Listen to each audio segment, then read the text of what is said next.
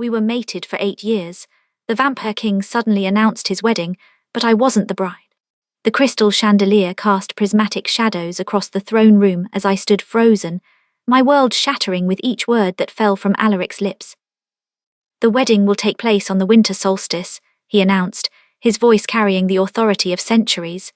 His blonde hair caught the candlelight like spun gold, the same hair I'd run my fingers through just last night. "Lady Morgana of the Northern Court will become my queen and unite our kingdoms." 8 years of whispered promises in the dark. 8 years of believing I was his and he was mine. 8 years of being his mate in everything but name. And now this. I felt the bond between us pulse with my pain, knew he could feel every fracture spreading across my heart. Yet Alaric stood there on his dais, his ice blue eyes carefully avoiding mine as the court erupted in polite applause. "Your Majesty," I heard myself say, my voice surprisingly steady despite the tremor in my hands, "might I have a word in private?" The throne room fell silent, even the torches seemed to still their flickering. Alaric's jaw tightened. "Lady Seraphina, this is not the time for—" "8 years," I interrupted, propriety be damned. "Let the whole court hear, let them all know. 8 years, Alaric." Gasps rippled through the assembled nobles. Using the king's given name without his title was treason in any other circumstance. But we were mated. The bond hummed between us, undeniable, visible to anyone with the sight as golden threads connecting our very souls. "Seraphina," this time my name was a warning, spoken in the tone he used for subordinates, not lovers. I lifted my chin. "You owe me an explanation." Something flickered in his eyes, pain, regret, something I couldn't quite name, before his expression hardened into the mask he wore for political dealings. "Very well, my study, 1 hour." He dismissed the court with a wave of his hand, and I watched him stride away, his crimson cape billowing behind him like blood on snow. I didn't move, couldn't move, even as the nobles filed past me, their whispers a hurricane of speculation and pity. "Sera," a gentle hand touched my elbow. "My friend Lydia, one of the few humans allowed in the vampire court due to her position as the king's historian. Come, you shouldn't be alone right now." I let her guide me to my chambers, the rooms I'd occupied for 8 years, just 3 doors down from Alaric's own suite, close enough to come to him whenever he called, close enough to maintain discretion, never close enough, I now realized, to be truly his. "There must be an explanation," Lydia said, pouring me a glass of blood wine with shaking hands. "The king, everyone knows you two are mated. I've seen the bond myself. This doesn't make sense." I accepted the glass but didn't drink. Apparently it makes perfect sense to him. "The Northern Court," Lydia mused, falling into her analytical historian mode. "They've been threatening war for decades. Lady Morgana is the niece of Lord Draven, their ruler." "A political marriage," the words tasted like ash. "How medieval." "You're literally living with vampires who are centuries old, Sera. Medieval is their bread and butter." Despite everything, I almost smiled. Lydia had a way of cutting through melodrama with blunt truth, but the momentary levity faded as quickly as it came. "He felt my pain," I whispered. "Through the bond, I know he did, and he just stood there. Maybe that's why he agreed to speak with you privately. 1 hour from now, 60 whole minutes to let me suffer." Lydia settled beside me on the velvet settee. "Do you want me to stay?" I shook my head. "I need to think, to prepare myself." After she left, I sat in silence, watching the candles burn down. Our bond was still there, that golden thread connecting my heart to his. I tugged on it experimentally, sending a pulse of my anguish down the line. For a moment nothing, then warmth, regret, sorrow. But not denial, not the promise that this was all a mistake. The hour passed like a year and like a second all at once. When I finally made my way to Alaric's study, my hands had stopped shaking, replaced by a cold numbness that settled in my bones. I didn't bother knocking. Alaric stood at the window, silhouetted against the moonlight. He'd removed his crown and ceremonial cape. In just his black shirt and trousers, with his golden hair loose around his shoulders, he looked like the man I'd fallen in love with rather than the king who'd just destroyed me. "Seraphina," he turned and I saw the weariness in his face, the shadows under his eyes that hadn't been there this morning. "Please sit." "I'll stand." "Sera." Don't, I held up a hand. Don't call me that, not now. You've earned formality, Your Majesty. He flinched. Good. Explain, I demanded. Make me understand how the man who swore I was his forever, who bonded his soul to mine, who made love to me just last night, make me understand how that man can announce his wedding to another woman. It's not that simple. Then make it simple. Alaric moved to his desk, poured himself a drink from a crystal decanter. His hands, I noticed, weren't quite steady. The Northern Court will invade within the year if we don't form an alliance. Lord Draven has made that abundantly clear. Thousands will die, both vampire and human. So you're sacrificing us to prevent a war. I'm sacrificing my happiness to save my people. His eyes met mine and I saw the truth there. This was destroying him too, but that didn't make it hurt less. It's what a king does. What about our bond? You can't just ignore it, Alaric. No vampire has ever married outside their mated bond. It's supposed to be sacred, unbreakable. The bond will remain. He said it so matter-of-factly, as if that made everything fine. We can still. What? I laughed bitterly. Be secret lovers, sneak around behind your queen's back. Is that what you're offering me? 8 years as your everything, reduced to being your mistress? It wouldn't be like that. Then what would it be like? I moved closer, close enough to feel the magnetic pull of our bond urging me into his arms. I resisted. Tell me exactly what role I'm supposed to play in this new arrangement. He set down his glass with enough force that it cracked. I don't have all the answers, Serafina.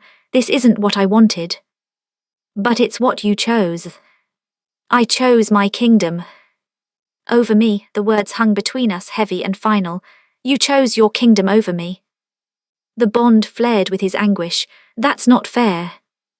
None of this is fair, my composure finally broke. 8 years, Alaric, 8 years I've stood by your side. I've advised you, supported you, loved you. I've waited patiently while you said the time wasn't right to make our relationship public. I've endured the whispers and speculation and pity. I gave up everything for you, my human life, my family, my chance at a normal existence. I became something neither fully human nor vampire, caught in between because you said I was worth it, that we were worth it. You are worth it, he insisted, finally closing the distance between us.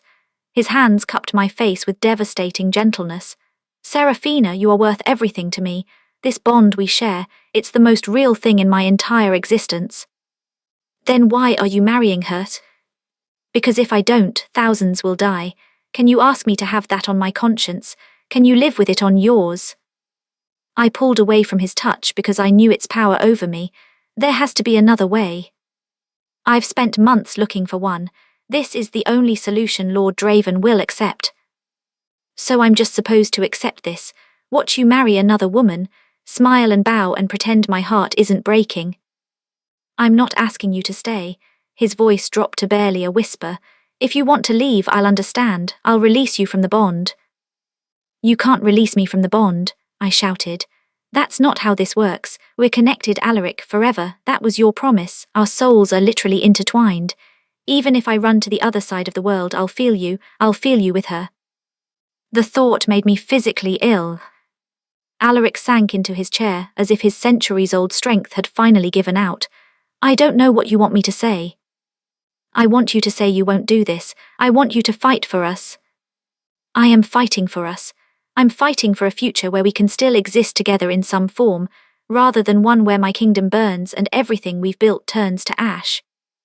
How noble of you, I said coldly, the martyr king sacrificing his heart for his people. Serafina, when is the wedding? 6 weeks, on the winter solstice. 6 weeks. I moved to the door, needing to escape before I completely fell apart. Congratulations, Your Majesty. I hope she makes you very happy. Sira, please. But I was already gone, fleeing down the corridor as the bond between us screamed with mutual agony. I felt him reach for me through it, felt his desperation and sorrow and love. Gods, he still loved me, which somehow made everything worse. Back in my chambers, I finally let myself break. I collapsed on the bed where Alaric had held me just hours ago, where he'd whispered that I was his eternity, his salvation, his heart. All lies, or worse, all truths that simply didn't matter enough. The bond pulsed with his pain mirroring mine, a feedback loop of shared suffering. I almost wished I could sever it, cut the thread connecting us and finally be free. But that was impossible. Mating bonds were forever. Which meant I had a choice to make. Stay and slowly die watching him build a life with someone else, or leave and spend the rest of my existence feeling him through the bond, forever connected to a love I couldn't have. Some choice. As dawn approached and tears finally stopped, I made a decision. I wouldn't run. Not yet. 6 weeks until the wedding meant 6 weeks to find another solution, another way to save his kingdom without destroying us. And if I couldn't find one, then I would leave before I had to watch him marry her. That much I knew with certainty.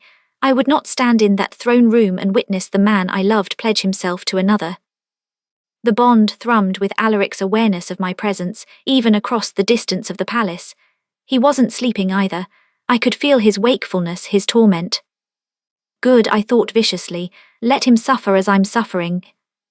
But even as I thought it, my heart ached for his pain. Damn this bond. Damn him for creating it. Damn me for loving him anyway. 6 weeks, The countdown to my heartbreak had begun. I didn't see Alaric for 3 days. He sent messages, requests for audiences, flowers with handwritten notes, all of which I ignored. Instead, I threw myself into research, haunting the palace library until even Lydia grew concerned. "Sarah, you've been here for 16 hours straight," she said, finding me surrounded by ancient texts on vampire lore and political history. "You need to rest." "I need to find a solution." I turned another page, my eyes burning from reading by candlelight.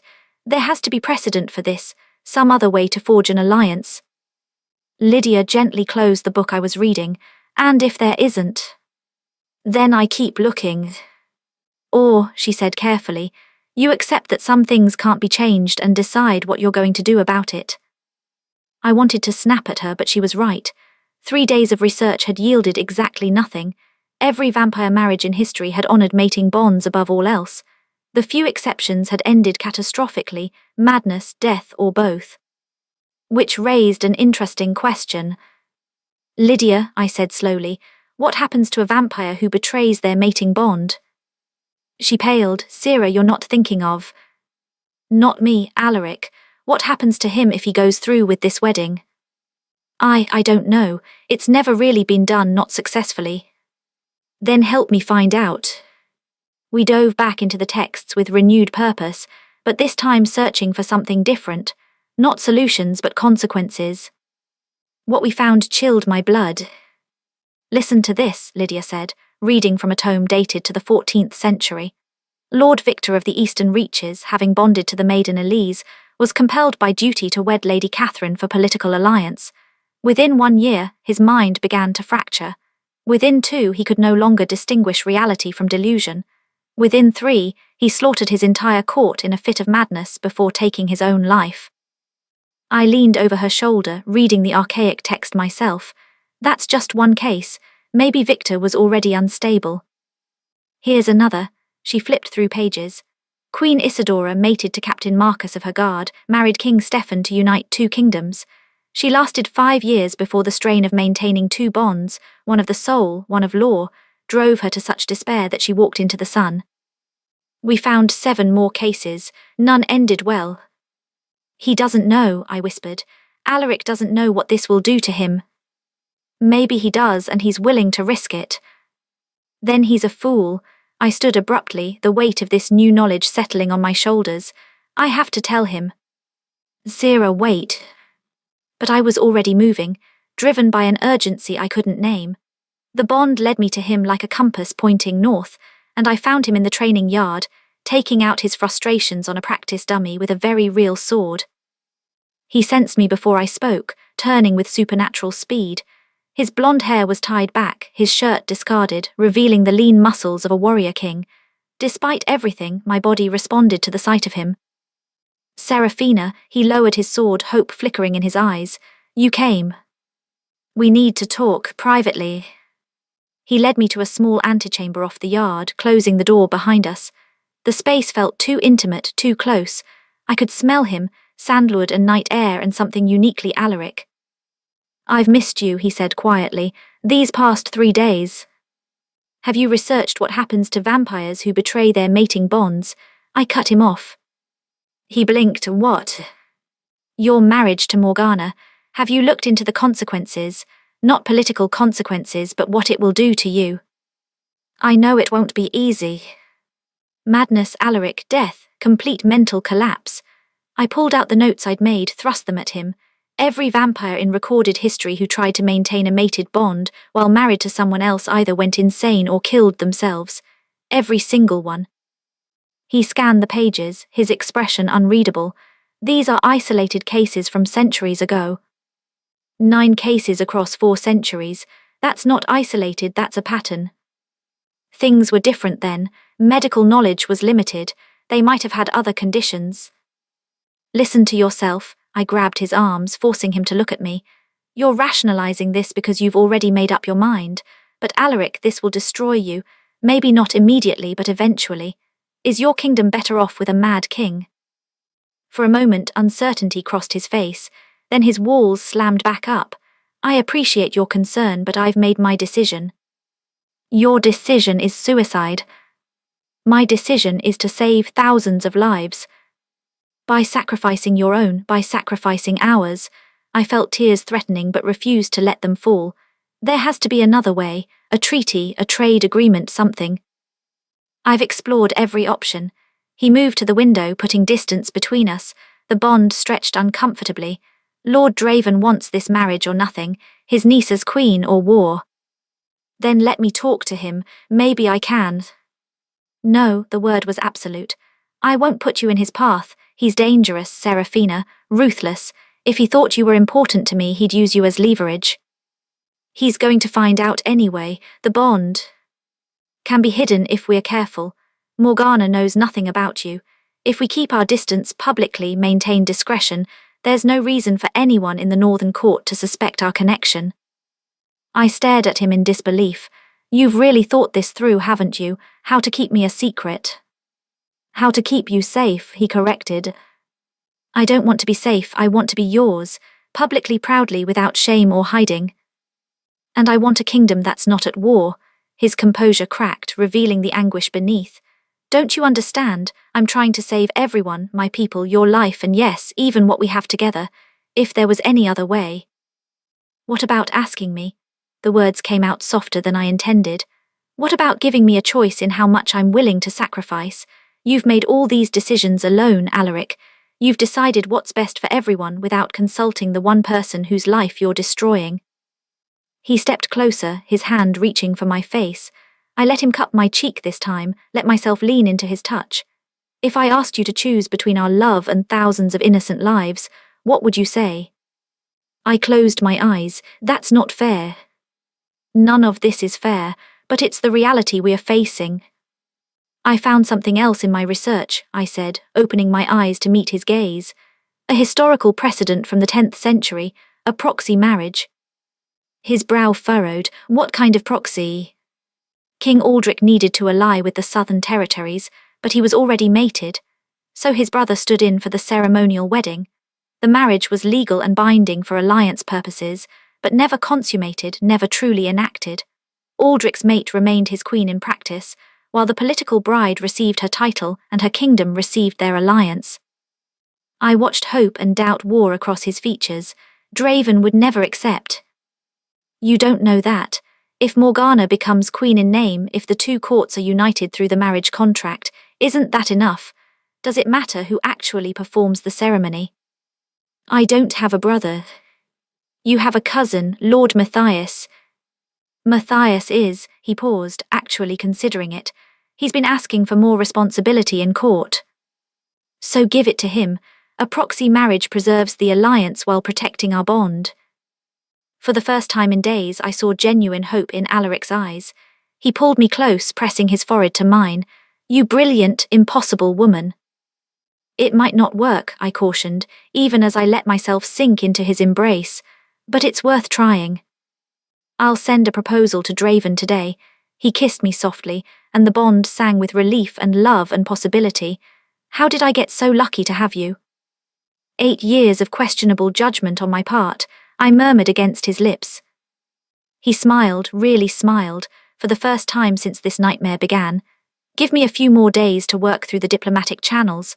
If Draven agrees, this all goes away. We can finally be public, Sira. I can make you my queen like I always planned. I don't need a crown, I just need you. You'll have both, I promise. I let myself believe him, let myself hope. It lasted exactly 4 days. The message from Lord Draven arrived via blood-sealed letter, its contents destroying our fragile optimism with brutal efficiency. Lydia found me in the garden and delivered it with shaking hands. Sira, I'm so sorry. I broke the seal, read the ornate script. King Alaric, your proposal insults both my house and my niece. Lady Morgana will be queen in truth, not merely in name. She will stand at your side, share your bed, and bear your heirs, or my armies will be at your gates by spring. You have 3 weeks to agree to the original terms. The wedding will proceed as planned, or it will not proceed at all. Choose wisely. Lord Draven. The letter slipped from my numb fingers. He knows, I whispered. Somehow he knows about us. How could he? I don't know, but this letter, it's too pointed, too specific about her sharing his bed, bearing his heirs. He's deliberately destroying any loopholes. Lydia picked up the letter, reading it herself. What will Alaric do? I felt the answer through the bond before I consciously knew it. Felt Alaric's despair and resignation and grim determination. He's going to agree, I said hollowly. He's going to marry her for real. You can't know that. I can, the bond, I feel him, Lydia. He's already decided.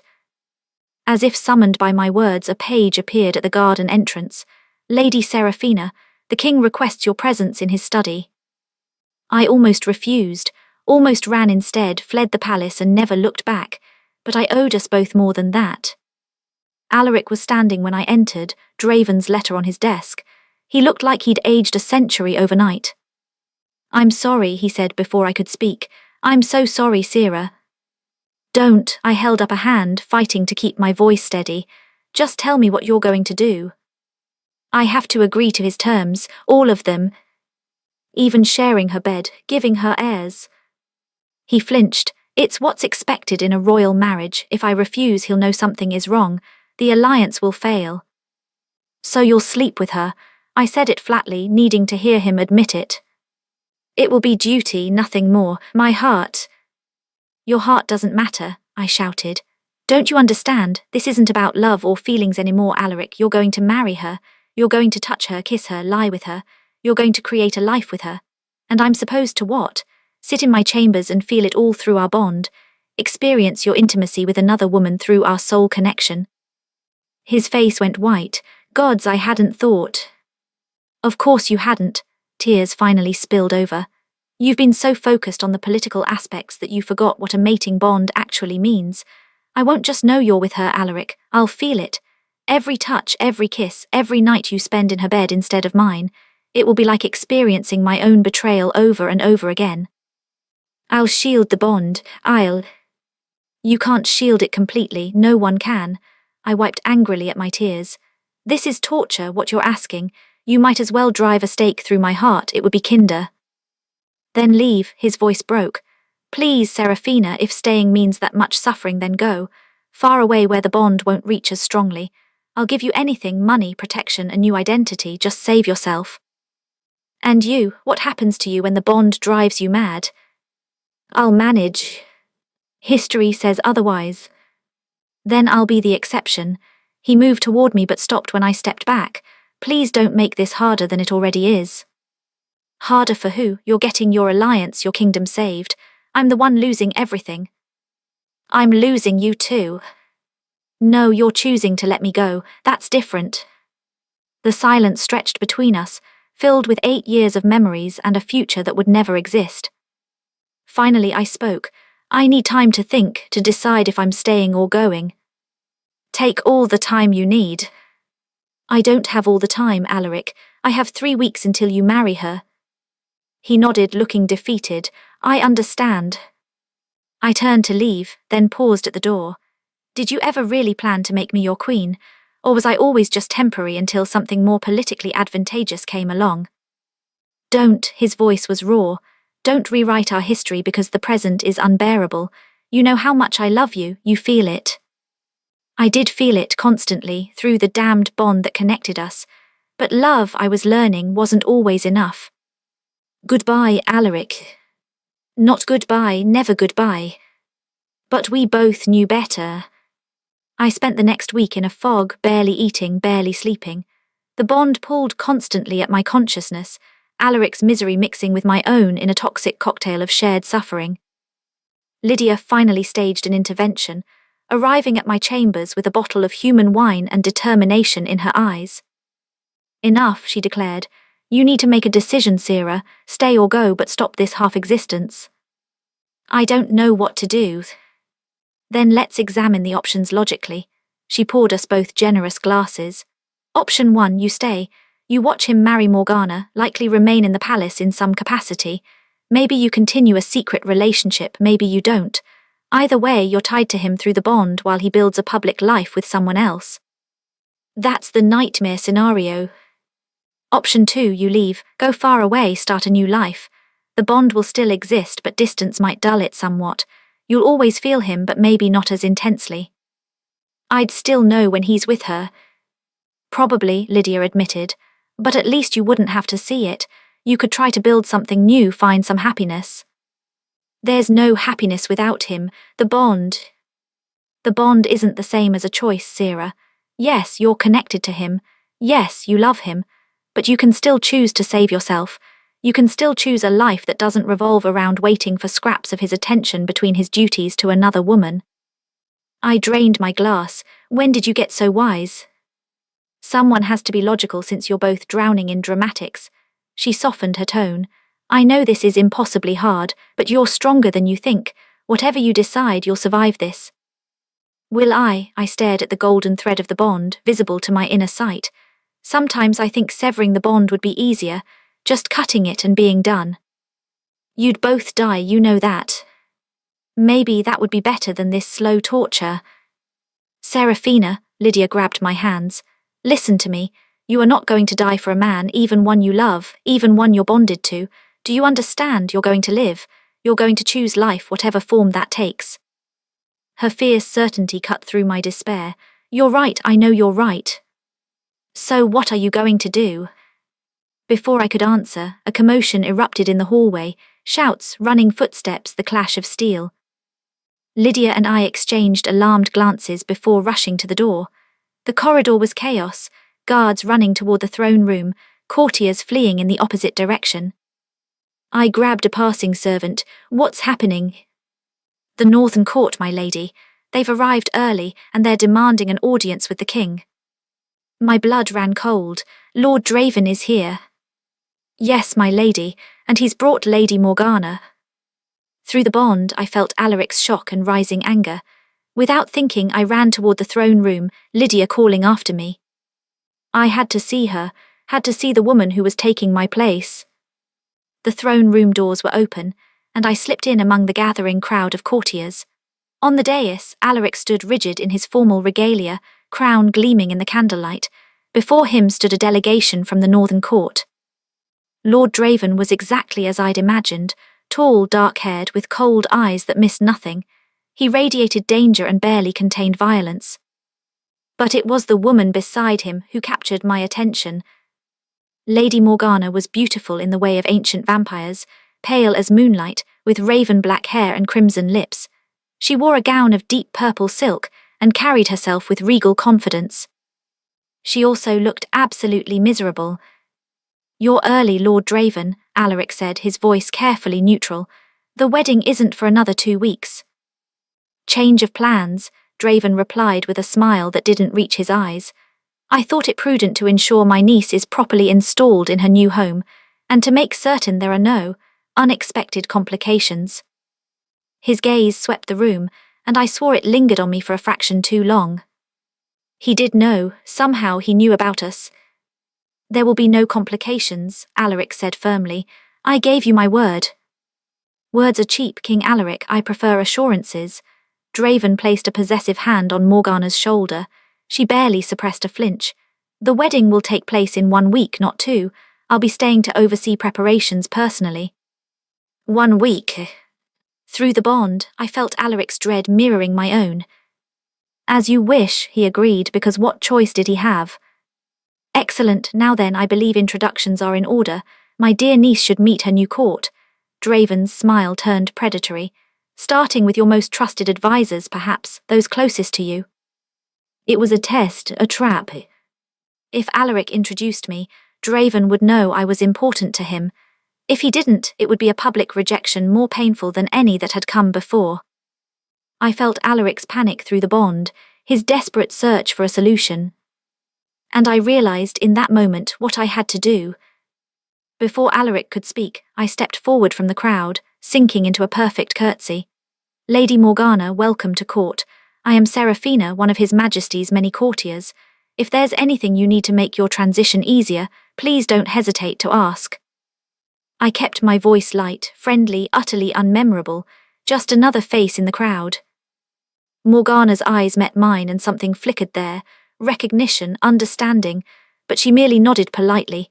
Thank you, Lady Seraphina, how kind. Draven's gaze narrowed slightly, but he moved on, apparently satisfied that I was no threat. The audience continued, but I didn't stay to watch. I slipped out of the throne room, my decision crystallizing with painful clarity. I couldn't stay. Not now, not with Draven watching for any sign of weakness, any leverage to use against Alaric. My presence would only endanger the fragile alliance. But I couldn't leave without saying goodbye, not properly. That night I sent a message through a trusted servant. The garden, midnight. Alaric came alone, as I knew he would. The moon painted his blonde hair silver, and for a moment he looked like the man I'd first fallen in love with, before crowns and politics and impossible choices. Thank you, he said quietly, for what you did today. Draven was testing me. I know, I stayed where I was, knowing if I got too close my resolve would crumble. That's why I'm leaving. Zira. Tomorrow before dawn, I'll be gone before anyone notices. Where will you go? I don't know yet, somewhere far, somewhere the bond won't hurt quite so much. He moved toward me, and this time I didn't have the strength to retreat. He pulled me into his arms, and I let myself collapse against him one last time. I'm sorry, he whispered into my hair, for all of it if I could change. But you can't, and I can't stay and watch you build a life with her, Alaric. It would destroy me. Maybe it makes me selfish, maybe it makes me weak, but I can't do it. You're the strongest person I know. He tilted my face up, kissing me with desperate tenderness. The bond flared bright between us, golden and pure and doomed. I will always love you. Distance doesn't change that. I know, that's what makes this so hard.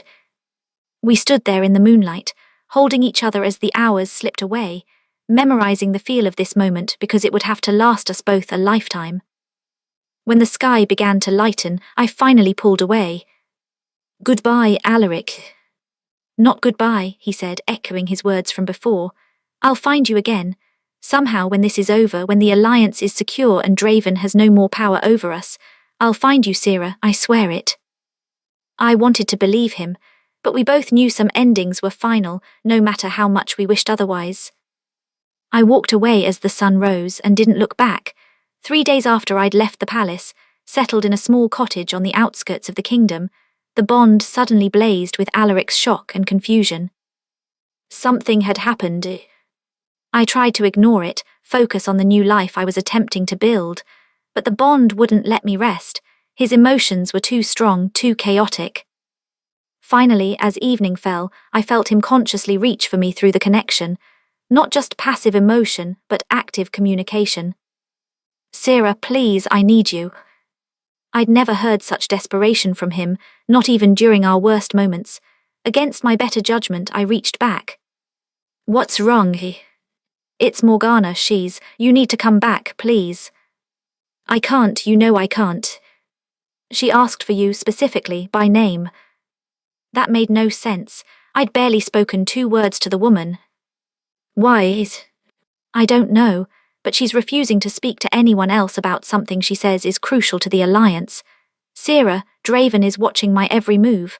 If his niece is having doubts and I can't resolve them. War, he didn't have to say it. If the wedding fell through, everything we'd sacrificed would be for nothing. I'll come, but only for a conversation, then I leave again. Thank you.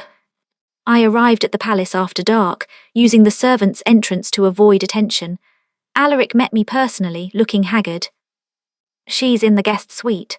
She insisted on speaking to you alone. Alone, Alaric, that's... I know, but she was adamant and, he hesitated. There's something off about all of this, Sira, something I can't put my finger on. He led me to Morgana's chambers, knocked once, then left me there. Enter, came her voice from within. I stepped into a lavishly appointed room to find Lady Morgana sitting by the fire, still in her formal gown. She stood when she saw me, and I was struck again by her beauty, and by the profound sadness in her eyes. Lady Seraphina, thank you for coming. Lady Morgana, the king said you asked for me. Please sit, she gestured to the chair across from her, and call me Morgana. I think we are past formalities, don't you? I settled warily into the seat. I'm not sure I understand. No, I don't suppose you would. She poured 2 glasses of wine, handed me one. You hid it well in the throne room. If I hadn't been specifically looking for signs of a mated bond, I might have missed it. My blood ran cold. I don't. Please don't insult us both with denials. Her voice was gentle, not accusatory.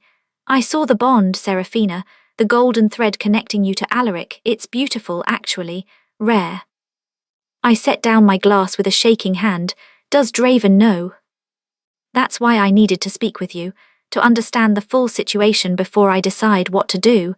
She leaned forward. Tell me the truth, all of it. How long have you been mated to the king? I could have lied, should have lied, but something in her eyes, a genuine curiosity, a kindness I hadn't expected, made me tell the truth. 8 years. She absorbed this, and the wedding, the alliance. Necessary to prevent war, or so we've been told. By my uncles. Yes. Morgana stood, pacing to the window. Did it ever occur to you to question why Lord Draven is so insistent on this particular alliance, this specific marriage? Alaric said the Northern Court would invade without it. The Northern Court has been threatening invasion for decades. It's posturing, nothing more. We don't have the resources for a real war, not against Alaric's forces. She turned back to me. But my uncle doesn't want war. He wants something much more valuable. Which is a puppet king. A vampire ruler so compromised by the conflict between his political marriage and his mating bond that he slowly goes mad, just unstable enough to be manipulated, just weak enough to be controlled. The texts I'd read, the historical cases of madness and suicide, he knows what happens to vampires who betray their bonds. He's counting on it. Morgana's expression hardened. My uncle is many things, but he's not stupid. He researched this as thoroughly as you did. He knows that within a few years, King Alaric will be so fractured by maintaining both bonds that Draven will effectively control this kingdom through me. I'll be queen to a mad king, and my uncle will pull the strings. I felt sick. That's monstrous. That's politics. She sat back down. The question is, what do we do about it? Why would you help us? Because I don't want to be queen, Morgana said simply. I never did. I'm already mated, Seraphina. His name is Thomas, and he's a scholar in my uncle's court. No title, no fortune, no political value whatsoever. Draven doesn't know about our bond because we've hidden it carefully. He thinks I'm unmated and therefore suitable for a political marriage. But if you marry Alaric while bonded to Thomas, I'll suffer the same madness, yes. We'll both be destroyed, 2 kingdoms will be compromised, and my uncle will have power over all of it. She met my gaze steadily. I'd rather die than let that happen. I'd rather die than be complicit in destroying your bond with the king. For the first time in weeks, I felt something other than despair. Hope, fragile and dangerous. What do you propose? We call Draven's bluff. Publicly reveal the truth about the bonds, both yours and mine. Without the leverage of secrecy, his entire plan falls apart. He'll threaten war. Let him. I told you the Northern Court can't actually wage a successful campaign against Alaric's forces. It's been a convenient fiction to force this marriage, nothing more. She leaned forward intently. If we expose the truth, Draven loses all his power. He can't force a marriage that would demonstrably lead to madness for both parties. The Vampire Council wouldn't allow it. It violates too many sacred laws about mating bonds. My mind raced through the implications. He'll be furious. Undoubtedly, but he'll also be publicly humiliated and stripped of his leverage. The Northern Court might even remove him from power for attempting such a dishonorable scheme. And you, if we do this, you'll be free to be with Thomas. She smiled, the first genuine smile I'd seen from her. That's the idea, we both get our happy endings. It's risky. Less risky than the alternative. She stood, extending her hand. So what do you say, Seraphina, shall we save our kings? I took her hand. Let's burn this plan to the ground. We spent the next 2 hours strategizing, planning exactly how to expose Draven's scheme in a way that would leave him no room to maneuver. Finally, Morgana summoned Alaric to her chambers. He entered cautiously, surprise flickering across his face when he saw me sitting beside Morgana like old friends. Ladies, what's going on? Sit down, Your Majesty, Morgana said. We have much to discuss. We laid it all out for him, Morgana's own mating bond, Draven's true intentions, the plan to publicly expose everything. I watched Alaric's expression shift from confusion to horror, to understanding to, finally, fierce determination. He wanted to drive me mad, he said quietly, to control my kingdom through madness.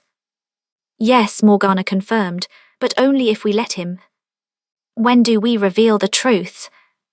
Tomorrow, I said, at the pre-wedding banquet, maximum audience, maximum impact.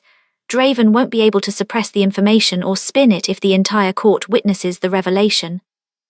Alaric's hand found mine, our bond singing with renewed connection. This could still trigger a conflict. A small one, maybe, Morgana allowed, but nothing like the war he threatened, and certainly nothing worth sacrificing 4 lives over.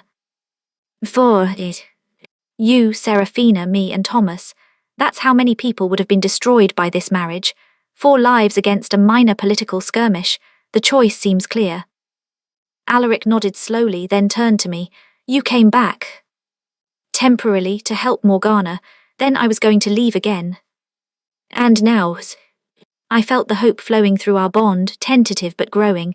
Let's get through tomorrow first. The pre-wedding banquet was a lavish affair, the great hall decorated in crimson and gold. The entire court was in attendance, along with Draven's delegation from the north. I stood near the back in a simple gown, trying to be invisible. Morgana, by contrast, was resplendent in a white dress clearly meant to preview her wedding attire. She sat at the high table between Alaric and Draven, playing her role perfectly. Halfway through the meal she stood, tapping her glass for attention. My lords and ladies, she announced, her clear voice carrying through the hall, I have an announcement to make regarding tomorrow's wedding. The room fell silent. At the high table, Draven smiled indulgently at his niece. I cannot marry King Alaric, Morgana declared, because I am already mated. The silence shattered into gasps and whispers. Draven's smile vanished. Morgana, he said, his voice deadly quiet, sit down. No, uncle, the court deserves the truth. She gestured, and a man I didn't recognize stepped forward from among the northern delegation, Thomas, I assumed. This is my mate. We bonded 2 years ago. And before you claim ignorance, uncle, I know you've suspected, just as I know you've been aware of King Alaric's mating bond to Lady Seraphina. All eyes turned to me. I stepped forward, meeting Alaric's gaze across the room. It's true, I said clearly. The king and I have been mated for 8 years.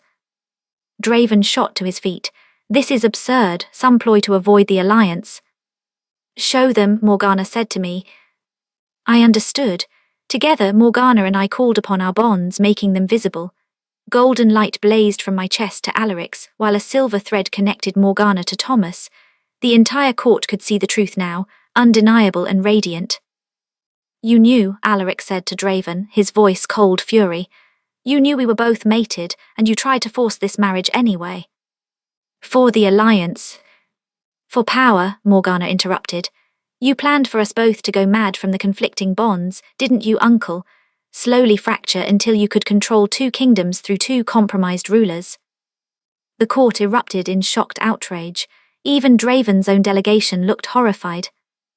That's not, I never, Draven stammered, his composure finally cracking. I've researched the historical precedents, I announced. Every vampire who attempted what Lord Draven was forcing upon King Alaric and Lady Morgana ended in madness or death. He knew this. He counted on it. The Vampire Council will hear of this dishonor, one of the elder courtiers declared. To knowingly manipulate sacred mating bonds for political gain, it's unconscionable. Draven's face twisted with rage.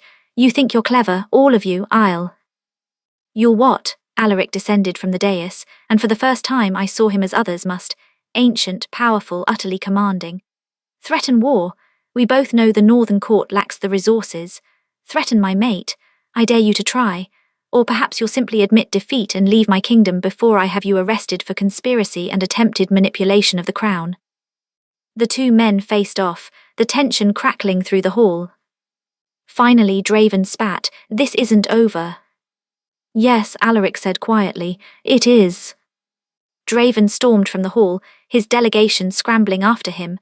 Only Thomas remained, moving to Morgana's side. The court slowly came back to life, buzzing with excited conversation. Alaric made his way through the crowd to me, and suddenly I didn't care who was watching. I threw my arms around him as 8 years of secrecy finally ended. Is it really over? I whispered. It's over. He pulled back just enough to cut my face. No more hiding, no more impossible choices, just us. Just us, I echoed. Behind us Morgana laughed, a sound of pure relief and joy. Thomas, we're free. That night, after the delegation from the north had departed in disgrace, after the court had slowly emptied and celebrations had died down, I found myself in Alaric's private chambers, not sneaking in through a side door, but walking openly through the main entrance. I still can't quite believe it's real, I admitted, curled against his side in his massive bed, that we actually won. We had help, his fingers traced lazy patterns on my shoulder. Morgana was brave, revealing her bond like that. She saved us all, her and Thomas both. I've granted them sanctuary here if they want it. Draven will make life difficult for them in the north. That's good, I tilted my head to look at him. So what happens now? Now, he smiled. Now I make good on 8 years of promises. We plan a real wedding, our wedding. I make you my queen in truth. We live the life we should have had all along. Just like that. Just like that, he kissed me softly, unless you have objections. I might have a few demands. Oh, his eyebrow arched, such as... A proper courtship, I want to be wooed, your majesty, publicly and extravagantly. Done, what else? A voice in your council, no more making major decisions without consulting me. You've earned that 100 times over, anything else? I pretended to think, a very large wedding cake. He laughed, the sound rich and unguarded. I think that can be arranged.